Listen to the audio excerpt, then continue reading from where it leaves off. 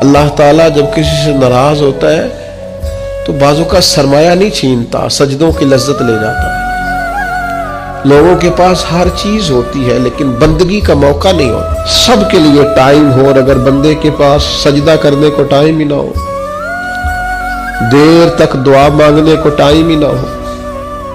ایک دن بیمار نہیں ہوئی حضرت رابعہ بصریہ تو کہنے لگی مالک تو ناراض تو نہیں ہو گیا؟ تو مجھے بیمار کرتا ہے تو میں تجھے یاد بڑا کرتی ہوں، میرا نفس کمزور پڑ جاتا ہے، گناہ کی طرف نہیں جاتا، میں ذرا بیمار رہتی ہوں تو ٹھیک رہتی ہوں، مہربانی کر تو میرے اوپر وہ سارا بوجھ ڈال جس سے میرا نفس کمزور رہے، اور لمبی لمبی دعائیں مانگا کرے، دیر تک اپنے رب کے حضور حاضر رہا کرے۔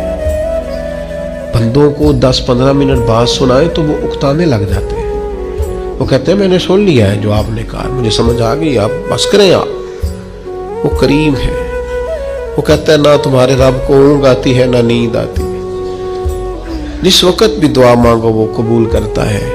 اپنا تعلق اللہ رسول کے ساتھ مضبوط کرے۔